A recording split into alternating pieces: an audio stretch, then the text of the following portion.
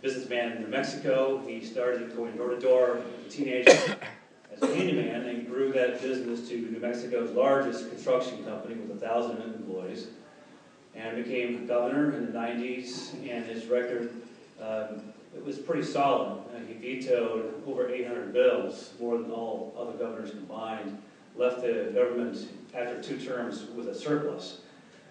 During his recent run as a Republican, a poll came out that he was the most popular of all candidates among home state voters. And in New Mexico, that's 2-to-1 Democrats, so he has a great crossover appeal.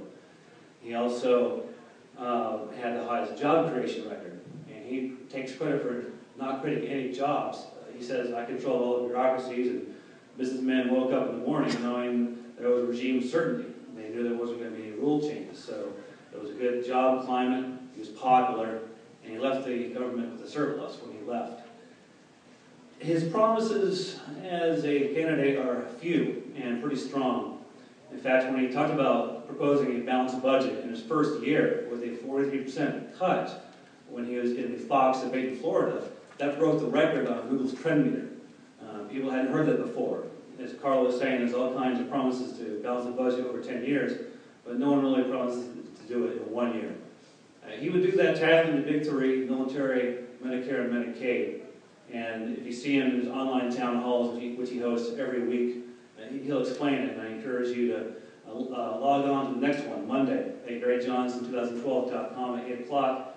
Ask your question live on video. He'll take any question, usually with a co-host. And his second promise, after balancing the budget, is to veto any bill that's not paid for. And his record is pretty solid on that. He vetoed everything in New Mexico, and he'll do it again as president.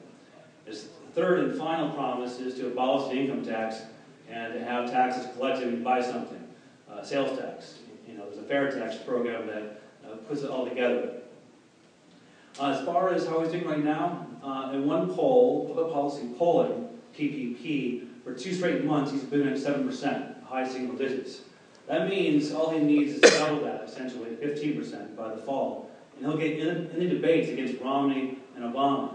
And it's very convenient to have an executive director of the Libertarian Party having run herself against Romney, so hopefully there will be some good information that help that debate process.